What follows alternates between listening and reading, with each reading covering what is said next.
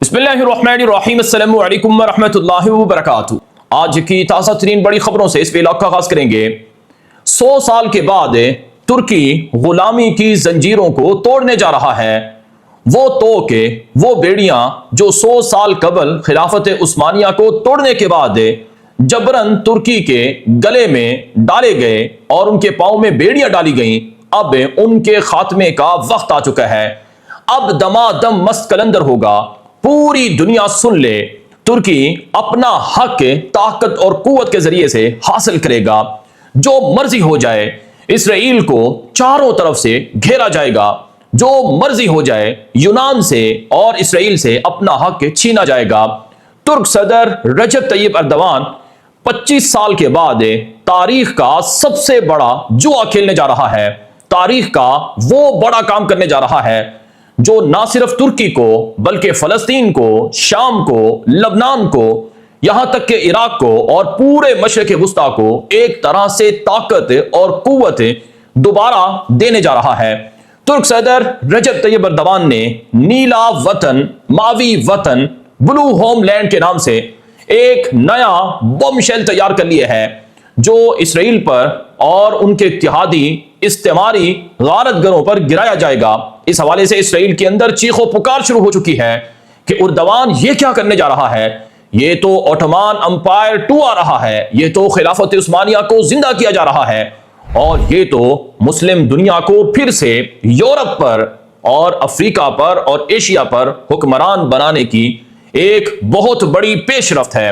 नाज़रीन किराम, अगर आप देखें इस वक्त दुनिया के अंदर सुपर मैसी की जंग चल रही है। चीन अपने आप को सुपर पावर बनाने की फिक्र में है। रूस अपना खोया हुआ मकाम यानी सुपर मैसी हासिल करने की कोशिश में है और अमेरिका अपनी सुपर मैसी को आलमी बादशाहत को बचाने के चक्कर में है। और इसराइल वो तौरात और तालमूद के नजरियात के आड़ में वो ग्रेटर इसराइल बनाना चाहता है। वो फलस्तीनी जमीनों पर कब्जा करना चाहता है। वो मुस्लिम देशों को तोड़कर वहां उनकी जमीनों पर कब्जा करके ग्रेटर इसराइल अर्ज़ मऊद हासिल करना चाहता है। तो ऐसे में तुर्की वो अपना खोया हुआ मकाम और मुसलमानों का खोया हुआ मकाम दोबारा हासिल करना चाहता है और जिसको ओटोमान अंपायर 2 भी कहा जा रहा है, सल्तनत उस्मानिया की बहाली भी कहा जा रहा है और इसको गोया खलीफा उर्दगान के नाम से भी इस मुहिम को पुकारा जा रहा है। हकीकत यह है, फैसला कुन जंग और आखिरी लड़ाई की तैयारियां तेज हो चुकी हैं।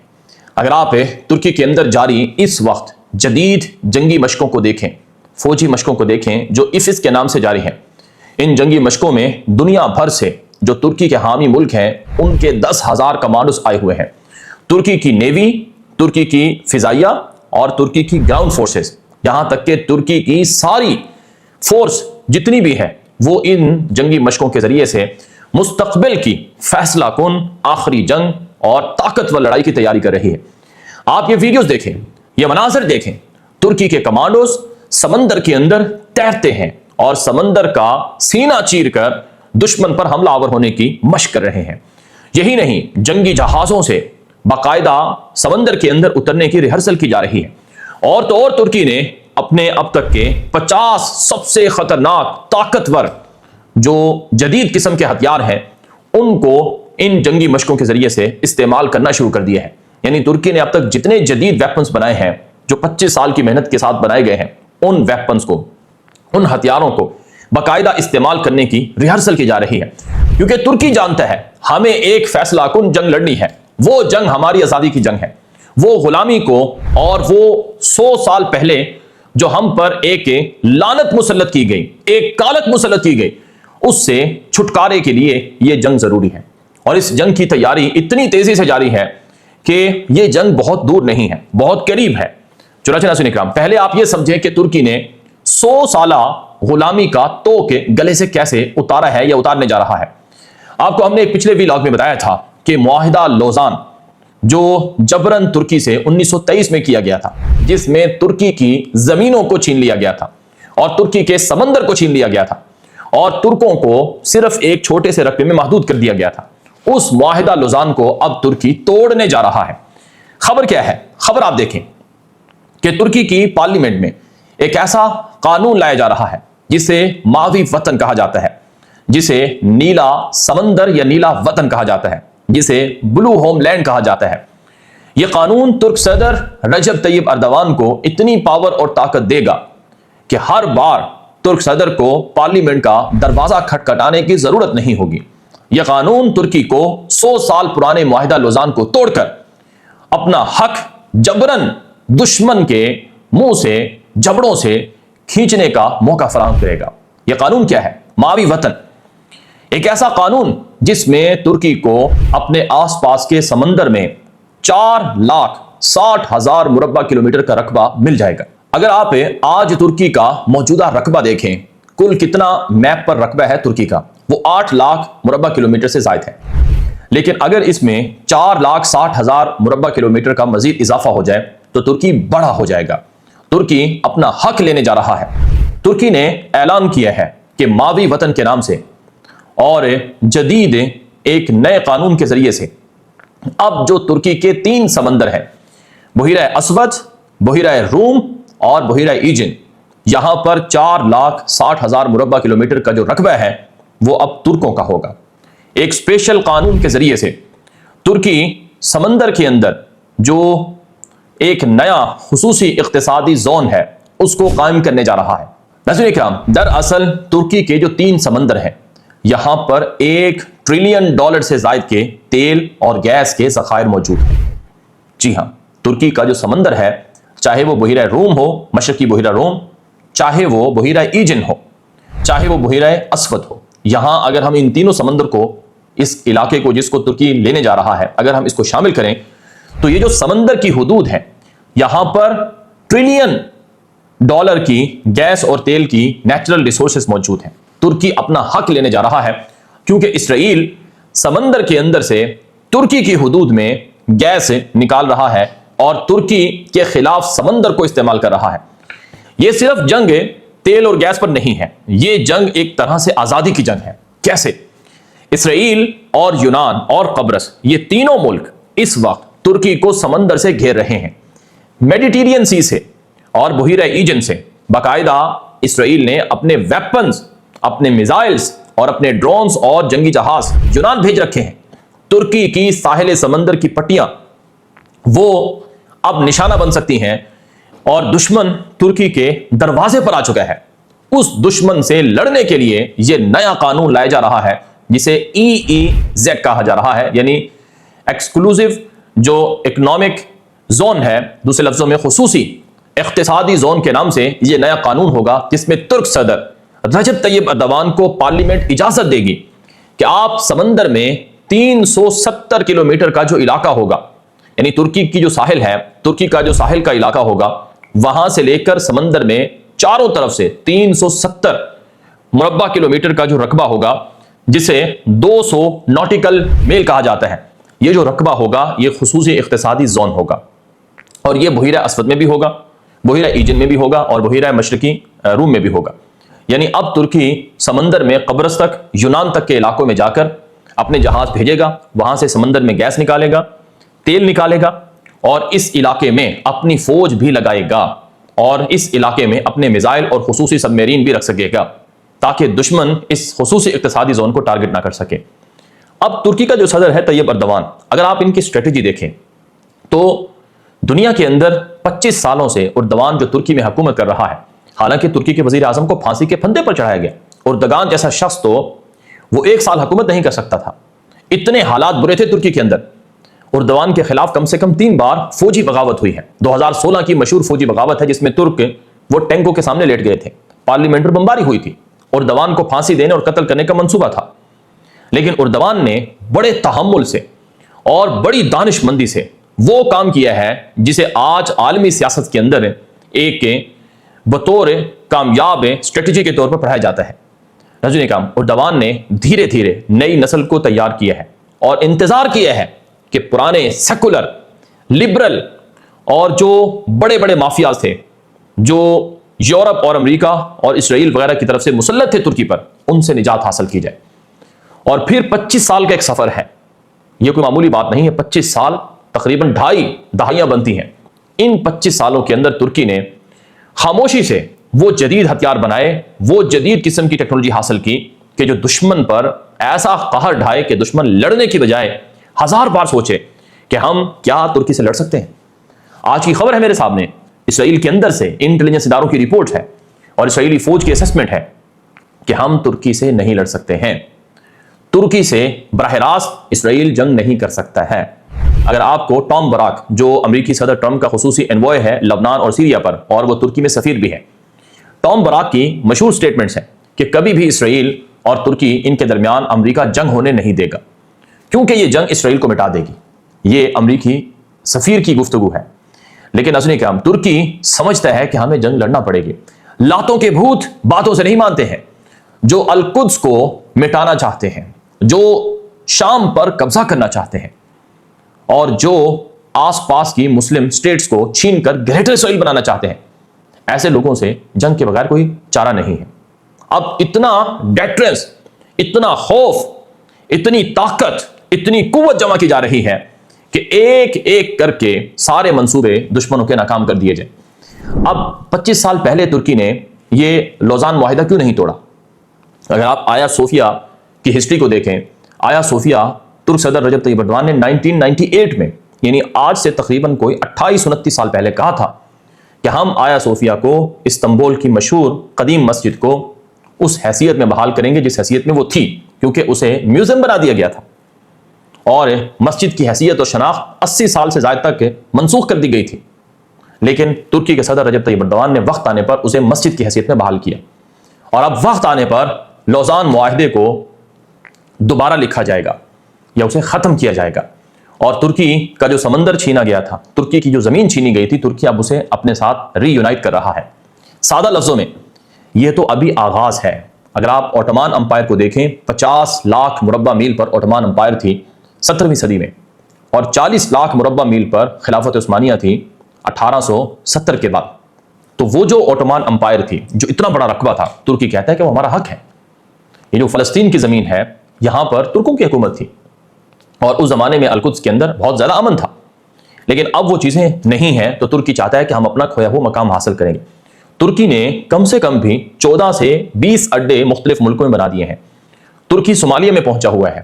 ترکی افریقہ کے کم سے کم بھی 40 سے زائد ملکوں کے اندر موجود ہے، اور ترکی کے ویپن اور ہتھیار دنیا کے 100 سے زائد ملکوں کے اندر چلے گئے ہیں، اور یورپ جیسا ملک وہ ترکوں سے ہتھیاروں کی خریداری کے معاہدے کر رہا ہے۔ تو یہ جو نیا قانون ہے، اس قانون کے تحت ترکی کو اختیار ملے گا کہ وہ اپنے 152 جزیرے یونان کے قبضے سے آزاد کروا لیں، اور یونان اور قبرص کے قبضے میں جو سمندری زون ہے، جو 370 کلومیٹر کا جو رقبہ ہے، جسے خصوصی اقتصادی زون بنایا جائے گا، وہ علاقے واپس لیے جائیں جہاں پر تیل اور گیس موجود ہے، اور اسرائیل کی سازشوں کو روکا جائے۔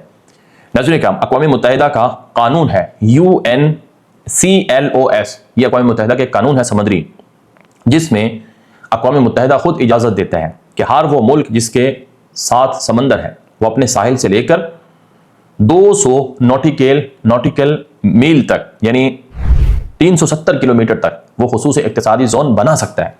اگرچہ ترکی نے اس قانون پر آج تک دستخط نہیں کیے ہوئے، لیکن ترکی کو یہ اختیار حاصل ہے کہ وہ اپنے ساحل سے وہ 370 کلومیٹر تک کے علاقوں میں جا کر گیس تلاش کریں، اپنی فوج کھڑی کریں، وہاں پر ان جزیروں کو اپنی ملکیت میں لے۔ تو جبرن سوئٹزرلینڈ کے لوزان شہر میں جو 1923 کے اندر جو معاہدہ کروایا گیا تھا، اب ترکی اس کو نہیں مانتا ہے۔ اس نئے قانون کے بعد وہ معاہدہ خود ہی بیکار ہو جائے گا، اور ترکی کا جو نیلا وطن پالیسی ہے، یا ماوی وطن بلو ہوم لینڈ پالیسی ہے، اس پر یونان چیخ رہا ہے۔ یونانی وزیر دفاع، یونانی وزیر خارجہ نے کہا کہ ہم اس قانون کو نہیں مانیں گے، اور یورپ سے ترکی کو نکال دیں گے، نیٹو سے ترکی کو نکال دیں گے، یہ ہماری سلامتی پر حملہ ہے۔ لیکن ترکی کہتا ہے کہ اے یونان، جب تم ہمارے دشمن اسرائیل کے ساتھ مل کر ہمارے خلاف ساز باز کرو گے تو ہم تمہارے ساتھ اسی طرح سے نمٹیں گے۔ اس لیے ترکی نے اب اپنی فوج کو فائنل فیصلہ کن لڑائی کے لیے تیار کر لیا ہے۔ اسرائیل اس کو اپنے خلاف پہلا حملہ قرار دے رہا ہے۔ کیا ترکی اس میں کامیاب ہوگا؟ اگلے 2 ہفتے بڑے اہم ہیں۔ جون کے اندر یہ قانون پیش ہوگا پارلیمنٹ میں، اور جب منظور ہوگا تو پھر فائنل لڑائی کا آغاز ہو جائے گا۔ ترکی ایران کی مدد کر رہا ہے۔ ترکی پس پردہ اسرائیل کے خلاف گریٹ گیم کھیل رہا ہے۔ وقت آ چکا ہے کہ امریکہ اور یورپ ترکی کے خلاف اسرائیل کی مدد کریں۔ پس پردہ ترکی اور اسرائیل میں غزہ، لبنان پر اور شام پر خفیہ جنگ چھڑ چکی ہے۔ دوسری طرف یورپ کے ملک اسپین نے اسرائیل پر چڑھائی کر دی ہے۔ خبردار اسرائیل، ایران کی جنگ بند کرو، غزہ کی جنگ بند کرو، فلسطین پر حملے روکو، غزہ کو آزاد کرو۔ پوری یورپی دنیا، یہاں تک کہ امریکی عوام اور دنیا بھر میں اب فلسطین کے جھنڈے لہرائے جا رہے ہیں اور فلسطین کے لوگوں کے حق کی بات زبان زد عام ہو چکی ہے، لیکن اسرائیل کہتا ہے کہ ہم فلسطینیوں کو آزاد نہیں کریں گے۔ ناظرین کرام، اس وقت جو ایران کی جنگ ہے اس نے پوری دنیا کی آنکھیں کھول کر رکھ دی ہیں۔ ایران کی جنگ اتنی خطرناک امریکہ کے لیے ثابت ہوئی ہے کہ امریکی عوام، امریکی فوج اور امریکی حکومت کے لوگ، یہاں تک کہ امریکی کانگریس، امریکی سینٹ کے لوگ اور ٹرمپ کے اپنے ساتھی مخالف ہو گئے کہ یہ جنگ اسرائیل کی جنگ ہے، اور اسرائیل کی خاطر آخر کب تک امریکہ جنگیں لڑے گا؟ جی ہاں، اسرائیل کی خاطر امریکہ آخر کب تک جنگیں لڑے گا؟ پرائی جنگوں میں امریکی عوام کا پیسہ کیوں برباد کیا جا رہا ہے؟ امریکہ میں صحت پر اور ایجوکیشن پر اور دیگر عوام کی فلاح و بہبود پر اتنا پیسہ خرچ نہیں ہوتا جتنا پیسہ جنگوں کی نظر ہو رہا ہے اور اسلحے پر خرچ ہو رہا ہے۔ امریکی عوام اب ٹرمپ کی مخالف بن چکی ہے، اور اگر امریکہ کا صدر ٹرمپ جنگ بند نہیں کرے گا ایران کی تو اگلا الیکشن ہار جائے گا۔ نومبر میں امریکہ میں الیکشن ہے، اور وہ الیکشن مڈ ٹرم الیکشن ہے۔ ٹرمپ کی پارٹی جو کانگریس ہے پارلیمنٹ امریکہ کی، وہ ہار جائے گی۔ جب ٹرمپ کانگریس ہارے گا تو الٹیمیٹلی ٹرمپ کا محاسبہ کانگریس میں شروع ہوگا، اور پھر اس کے ساتھ ساتھ ٹرمپ کے سینٹ میں بھی ہار کے امکانات ہیں۔ یعنی اگر ٹرمپ کی پارٹی سینٹ سے بھی ہار جاتی ہے تو دونوں ایوانوں میں جب ٹرمپ کی پارٹی ہارے گی تو ٹرمپ کو 4 سال پورے کرنے نہیں دیے جائیں گے، ٹرمپ کو اقتدار سے محروم کر دیا جائے گا۔ تو یوں ناظرین کرام، امریکی عوام اور پوری یورپی دنیا ایران کی جنگ کی وجہ سے وہ اسرائیل کے تو خلاف ہے ہی، امریکہ کے بھی خلاف ہو چکی ہے۔ اب جو آج کی ایک بڑی خبر ہے، جو اسرائیلی میڈیا ہے اور جو اسرائیلی تھنک ٹینکس ہیں، جو اسرائیلی مختلف طرح کی انسٹیٹیوٹ ہیں، وہ اب مختلف ملکوں کو برا بلا کہہ رہی ہیں۔ ویسے ایران کی جنگ میں امریکہ اور اسرائیل خود ناکام ہوئے ہیں، کیونکہ جو منصوبے تھے، جو خفیہ رپورٹیں تھیں موساد کی، وہ ناکام ہوئی ہیں۔ اسرائیل کی خفیہ ایجنسی موساد نے کہا تھا کہ اگر ہم ایران پر حملہ کر دیں تو ایران کے ٹاپ لیڈر کو مار کر 2 ہفتوں میں ایران کو فتح کیا جا سکتا ہے، اور اگر ہم ایران کے اوپر میسو سٹرائک کریں گے تو پورا ایران زیادہ سے زیادہ 6 ہفتوں کے اندر فتح ہو جائے گا۔ لیکن نہ تو ایران کی میزائلوں کی صلاحیت ختم ہوئی، نہ ایران کا جوہری پروگرام ختم ہوا، اور نہ ہی ایران کی فوج ختم ہوئی، نہ ہی ایران کی حکومت گری، اور یہاں تک کہ امریکہ اور اسرائیل دونوں کو نقصان ہوا۔ اب مختلف طرح کے ہیلے بہانے کیے جا رہے ہیں، کسی نہ کسی ملک کو ٹارگٹ کیا جاتا ہے۔ کبھی پاکستان کا نام لیا جاتا ہے کہ پاکستان ایران کو بچا رہا ہے، کبھی چین کا نام لیا جاتا ہے کہ چین ایران کو بچا رہا ہے، اور کبھی روس کا نام لیا جاتا ہے کہ روس ایران کو فوجی مدد بھیج رہا ہے، اور کبھی سعودی عرب کو برا بلا کہا جاتا ہے کہ سعودی عرب ایران کی خفیہ مدد کرتا ہے اور ایران کے خلاف جنگ میں امریکہ اور اسرائیل کا ساتھ نہیں دیتا، اور کبھی قطر پر بلیم کیا جاتا ہے کہ قطر اندر سے امریکہ کے بہت خلاف ہے اور وہ بھی ایران کا ساتھ دے رہا ہے، اور اب ترکی کو لتاڑا جا رہا ہے کہ ترکی دراصل ایران کو مدد دے رہا ہے۔ آپ یہ رپورٹ دیکھیں، ایک اسرائیل نواز انسٹیٹیوٹ ہے جو امریکہ کے اندر کام کرتا ہے، FDD، اس نے اپنی رپورٹ میں کہا ہے کہ ایران کے مالیاتی نظام کو ترکی جو ہے وہ ہیلپ دے رہا ہے۔ ترکی کی جو مختلف طرح کی ایجنسیز ہیں مالیاتی اور بینک ہیں، وہاں پر ایرانی حکام کے اور ایرانی لوگوں کے اکاؤنٹ کھلے ہوئے ہیں، اور وہ ترکی کے مالیاتی نظام سے بہت سے فوائد اٹھا رہے ہیں۔ یہاں تک کہ سوڈان میں جو ایران کا اسلحہ ہے وہ ترکی خرید کر بھیج رہا ہے، یعنی ترکی ایران سے اسلحہ لیتا ہے اور سوڈان میں بھیجتا ہے۔ اب یہ ایک ایسی کڑی ملائی گئی ہے کہ جس میں ترکی کو برا بلا کہا جائے کہ تم سوڈان میں کیوں وہاں باغیوں کے خلاف سوڈانی حکومت کی مدد کر رہے ہو۔ آپ کو پتا ہے سوڈان افریقہ کا بہت بڑا مسلمان ملک ہے، وہاں پر جو جنگ ہے وہ اسرائیل نے بھڑکا رکھی ہے۔ کیوں؟ کیونکہ سوڈان کے سامنے سعودی عرب ہے، درمیان میں سمندر ہے، سوڈان میں اڈے بنانا چاہتا ہے، ترکی وہاں پر سوڈان میں موجود ہے، اور جو بحر احمر ہے اس پر اسرائیل قبضہ چاہتا ہے۔ تو اسرائیل کا جو منصوبہ ہے وہ مسلمانوں کو ڈیوائیڈ کر کے ان کے اوپر حکومت کرنے کا ہے۔ تو اب یہ الزام لگایا گیا ہے کہ ترکی جو ہے وہ اندر سے مدد کر رہا ہے ایران کی۔ ناظرین کرام، حقیقی بات بھی یہی ہے کہ ترکی ایران کی اس لیے ہیلپ کرتا ہے کہ ایران پڑوسی ملک ہے۔ یہ بھی کہا جا رہا ہے کہ ترکی ایران کا گیس اور تیل خریدتا ہے، اور ترکی اپنا بارڈر جو 1000 کلومیٹر ہے ایران کے ساتھ اس کو کھولے ہوئے ہے، وہاں سے دھڑا دھڑ تجارتی سامان اور مختلف طرح کے امدادی سامان ایران جا رہا ہے۔ اور یہی الزام پاکستان پر بھی ہے کہ پاکستان نے 6 کوریڈور کھول رکھے ہیں ایران کے لیے، اور پاکستان ایران کے ذریعے سے ایران جو ہے وہ پاکستان کے ذریعے سے تھرڈ کنٹریز کے ساتھ، دنیا کے ساتھ تجارت کر رہا ہے۔ تو امریکہ اور اسرائیل اپنی شکست چھپانے کے لیے اس طرح کے الزامات لگا رہے ہیں، لیکن ترکی اسرائیل کے خلاف غزہ کی، فلسطین کے ویسٹ بینک کی اور لبنان کی اور یہاں تک کہ سیریا کی مدد کر رہا ہے۔ ترکی کے صدر طیب اردوان نے کہا ہے کہ انسانیت کے اوپر جو چڑھائی اسرائیل نے کی ہے وہ کسی نے نہیں کی۔ نیتن یاہو نے جو جرائم ڈھائے ہیں، ان جرائم کا حساب کتاب ایک نہ ایک دن ہونا ہے، اور وہ وقت جلد آنے والا ہے۔ یہ اردوان کی تازہ سٹیٹمنٹ ہے۔ اس کے علاوہ جو ترک صدر رجب طیب اردوان ہیں وہ اسرائیل کے خلاف اپنی فوج کو تیاری کا حکم دے چکے ہیں۔ آپ کو پتہ ہے ترکی کے اندر جدید ہتھیاروں سے جدید جنگی مشقیں کی جا رہی ہیں، جس کا ایک بڑا مقصد اسرائیل کی طاقت اور قوت کو توڑنا بھی ہے۔ اور اندر سے جو ترک کے وزیر خارجہ ہیں حاکان فیدان، وہ ایرانی وزیر خارجہ سے روزانہ رابطہ کرتے ہیں اور ایران کی جنگ رکوانے کے لیے امریکہ کو ڈپلومیسی کے ذریعے سے روکے ہوئے ہیں۔ بہرحال اب یہاں پر جو یورپ ہے وہ اسرائیل کے منصوبوں کی وجہ سے اسرائیل کے خلاف چیخ و پکار کرنے لگا ہے، اٹھ کھڑا ہوا ہے۔ آپ اسپین کے وزیر اعظم پیڈرو سانچیز کا یہ بیان دیکھیں جس میں انہوں نے کہا کہ اے اسرائیل، تم یہ جنگ بند کرو، جو جنگ تم نے ایران کے خلاف شروع کی ہے، جو جنگ تم نے لبنان میں شروع کر رکھی ہے، اور جو جنگ تم نے غزہ میں شروع کر رکھی ہے، اور جو جنگ تم سیریا اور ویسٹ بینک کے علاقوں میں پھیلا رہے ہو۔ اسرائیل تمہاری جنگوں کی وجہ سے انسانیت مر رہی ہے اور انسانی حقوق پامال ہو رہے ہیں۔ اور پیڈرو سانچیز نے کہا کہ اسپین فخر کرتا ہے کہ وہ فلسطین کے ساتھ کھڑا ہوا ہے، پورا اسپین وہ فلسطین کی حقوق کی آزادی کے لیے بات کرتا ہے۔ ناظرین اکرام، 2024 میں اسپین یورپ کا وہ ملک تھا جس نے فلسطین کی براہ راست ریاست کو ریکگنائز کیا اور فلسطین کے ساتھ سفارتی تعلقات شروع کیے۔ 2024 میں جب اسرائیل غزہ پر حملے کر رہا تھا تو اسپین نے سب سے زیادہ مدد کی تھی غزہ کی، اور اسپین کا وزیر اعظم پیڈرو سانچیز یورپ کا وہ بہادر وزیر اعظم ہے جو اسرائیل سے ہر طرح کی دشمنی مول لے کر، خطرہ مول لے کر پوری قوت اور طاقت کے ساتھ فلسطین کے ساتھ کھڑا ہوا ہے۔ اب ہوا کچھ یوں ہے کہ اسپین کی جو عوام ہے وہ بھی ساتھ دیتی ہے فلسطین کا۔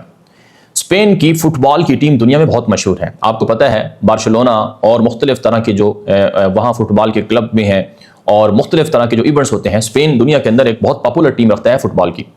تو اسپین کی فٹ بال کی ٹیم کا ایک مشہور کھلاڑی ہے نوجوان، لامین یامال اس کا نام ہے۔ اس نے جو ایک فٹ بال کے ایونٹ کی تقریب تھی اس میں فلسطین کا جھنڈا لہرایا۔ اب وہ اسپین کا جو لامین یامال ہے وہ اسپینش ہے، اس کے والدین افریقی اور مراکشی ہیں۔ تو وہ جو نوجوان فٹ بالر تھا جو اسپین کی قومی ٹیم کا بھی حصہ ہے، اس نے جو فلسطین کا جھنڈا لہرایا اس پر اسرائیل نے چیخ و پکار شروع کر دی کہ دیکھو اسپین اتنا متشدد ہو گیا ہے، اسرائیل کے خلاف نفرت میں اتنا آگے بڑھ گیا ہے کہ وہ فلسطین کے جھنڈے اب قومی ٹیم کے فٹ بال ٹیموں سے لہروا رہا ہے، اور تاکہ دنیا کے اندر اسرائیل کے خلاف نفرت کو مزید بڑھایا جائے۔ اس طرح کے الزامات اسپین پر لگنا شروع ہو گئے۔ تو اسپین کا جو وزیر اعظم ہے پیڈرو سانچیز، اس نے اپنے اکاؤنٹ سے ایک پوسٹ کی اور اپنی تقریر میں یہ بات کہی کہ اسرائیل کان کھول کر سن لو، فلسطین کا جھنڈا لہرانا کوئی تمہارے ساتھ دشمنی کرنا تھوڑا ہے، ہم تو فلسطین کی لوگوں کی، مظلوموں کی حمایت کر رہے ہیں، اور جھنڈا لہرانا یہ ہمارے لیے بڑا اعزاز ہے۔ ہم اگر آج انسانیت کے لیے، مظلوموں کے لیے کچھ کر سکتے ہیں تو یہ ہمارے لیے بہت بڑا اعزاز ہے۔ اے اسرائیل، ہمیں الزام مت دو، اپنے آپ کو سنوارو، اپنے آپ کو دیکھو کہ تم کیا ظلم کر رہے ہو، یہ اسپین کے وزیر اعظم نے کہا ہے۔ اور لامین یامال جو اسپین کا فٹ بال نوجوان کھلاڑی ہے، اس کا فلسطین کا جھنڈا لہرانا پوری دنیا میں اتنا مشہور ہوا کہ سوشل میڈیا پر ٹرینڈ بن گیا، اور ابھی بھی یوٹیوب پر اور مختلف جگہوں پر اس پر بات کی جا رہی ہے، اور اسپین کی عوام علل اعلان کہہ رہی ہے کہ ہاں ہماری حکومت بالکل ٹھیک کر رہی ہے۔ اسپین کے وزیر اعظم نے کہا کہ ہمارے ملک میں کچھ ایسے لوگ بھی ہیں جو اپنے آپ کو سیاستدان کہتے ہیں لیکن وہ انسانیت کے ساتھ نہیں، مظلوموں کے ساتھ نہیں، وہ ظالموں کے ساتھ کھڑے ہوئے ہیں۔ اب یہ دور اسپین کے اندر نہیں چلے گا۔ یاد رہے، اسپین کا اسرائیل کے خلاف فلسطین کا ساتھ دینا یہ امریکی صدر ٹرمپ کو بھی قبول نہیں ہے۔ اسپین وہ ملک ہے جس نے اپنی بندرگاہوں کو امریکہ کے جہازوں کے لیے روک دیا کہ آپ ہماری بندرگاہوں سے ایران پر حملے کے لیے اسلحہ نہیں لے کے جا سکتے ہیں۔ اسپین یورپ کا وہ ملک ہے جس نے اعلان کیا ہے کہ آپ امریکہ ہماری ایئر سپیس بھی ایران کے اوپر بمباری کے لیے استعمال نہیں کر سکتے۔ بہت سے مسلمان ملک ہیں جو ایران کو، جو اسرائیل کو اور امریکہ کو ایران کے خلاف جنگ کے لیے اپنی ایئر سپیس دیتے ہیں۔ آپ عراق کو دیکھ لیں، شام کو دیکھ لیں، ٹھیک ہے وہ روک نہیں سکتے لیکن مذمت تو کر سکتے ہیں۔ آپ جارڈن کو دیکھ لیں، وہاں کا موفق سلطی ایئر بیس تو پورا اڈا بنا ہوا ہے اور وہ ایران کے اوپر بمباری کے لیے استعمال ہوتا ہے۔ اب غزہ کے لیے جتنا کام اسپین نے کیا ہے شاید ہی اتنا کسی مسلمان ملک نے کیا ہو، اور آپ کو پتہ ہے غزہ میں اور لبنان میں روزانہ اسرائیل کے حملے ہوتے ہیں۔ ابھی جو میرے سامنے ایک اور بڑی خبر ہے وہ یہ ہے کہ امریکہ کا نیو یارک شہر کا جو میئر ہے مامدانی، زہران مامدانی ان کا نام ہے، انہوں نے باقاعدہ اپنے اکاؤنٹ پر پوسٹ لکھی نکبہ اولا کی یاد میں۔ آپ کو پتہ ہے نکبہ اولا کسے کہا جاتا ہے؟ جب فلسطینیوں کو پہلی بار اپنے گھروں سے بے گھر کیا گیا، 7 لاکھ سے 15 لاکھ فلسطینی 1948 میں جبراً فلسطین کی زمینوں سے نکال دیے گئے دھکے مار کر، اور اسرائیل نے ان کی زمینوں پر قبضہ کر کے اسرائیل کی ریاست بنائی تھی۔ تو ہر سال دنیا بھر میں جو نکبہ اولا ہے وہ منایا جاتا ہے کہ وہ فلسطینی جو اپنے گھروں سے نکالے گئے تھے۔ 78 سال ہو چکے ہیں فلسطینیوں کو ان کی زمینوں پر قبضہ کیا ہوا اسرائیل کو۔ اب زہران مامدانی نیو یارک کا میئر ہے، اس نے اپنے اکاؤنٹ سے پوسٹ لگائی کہ نکبہ اولا میں 7 لاکھ لوگوں کو، فلسطینیوں کو نکال کر اسرائیل کی ریاست بنائی گئی تھی۔ آج بھی وہ لوگ دربدر ہیں، نیو یارک کے اندر بھی رہتے ہیں۔ ہم ان فلسطینیوں کے لیے کام کر رہے ہیں۔ اب آپ دیکھیں امریکہ کے اندر کیا ہو رہا ہے۔ امریکہ کی بہت بڑا اسٹیٹ ہے نیو یارک۔ اب آپ دیکھیں وہاں پر کیا ہو رہا ہے۔ وہاں کے لوگ جو کل تک گڑھ تھا یہودیوں کا، نیو یارک کو امریکہ کے اندر سب سے زیادہ جو گڑھ ہے یہودیوں کا وہ نیو یارک ہے، کیونکہ وہاں پر بلینر اور ارب پتی یہودی رہتے ہیں جو امریکہ کو چلاتے ہیں۔ اب وہاں اس گڑھ کے اندر سے آواز اٹھ رہی ہے فلسطین کے لیے، آخر کچھ تو ہے۔ بہرحال ایک اور بڑی خبر یہ ہے کہ غزہ کے لیے نیا فلوٹیلا قافلہ روانہ کر دیا گیا ہے ترکی سے۔ 400 سے زائد کشتیاں ہیں جو 50 سے زائد ممالک کے رضاکاروں، 400 سے زائد رضاکار ہیں 50 سے زائد ممالک کے، اور درجنوں کشتیاں ہیں، ان پر امدادی سامان لدا ہوا ہے۔ یہ غزہ کا محاصرہ توڑوانے کے لیے غزہ جانا چاہتی ہیں۔ ابھی چند دن پہلے اسرائیل نے یونان کے قریب جو غزہ فلوٹیلا قافلہ تھا اس پر حملہ کر دیا تھا۔ اب یہ ترکی سے جا رہا ہے قافلہ۔ ترکی کی حکومت نے خبردار کیا ہے کہ ہمارے فلوٹیلا قافلے پر حملہ اور ہمارے شہریوں میں سے کسی کی جان کو لینا اسرائیل کے لیے وبال جان ہوگا۔ اور پہلا جو فلوٹیلا قافلہ تھا جس میں ترکی کے لوگ آئے تھے غزہ کے لیے، اس پر جو حملہ ہوا اور جو ترک شہری گرفتار ہوئے، اس پر مقدمہ چلا ترکی کی استنبول کی عدالت میں، اس وقت بھی چل رہا ہے، جس میں عدالت نے نیتن یاہو کو، وزیر دفاع اسرائیل کاتز کو، اور وزیر قومی سلامتی بن گویر کو، اور سموترچ وزیر خزانہ کو مجرم قرار دیا اور کہا کہ انہوں نے ہمارے قافلے کو روک کر ہمارے لوگوں کی زندگیاں خطرے میں ڈالی ہیں۔ 4,500 سال ان کو قید کی سزا دی جائے، جس پر اسرائیل چیخ اٹھا تھا۔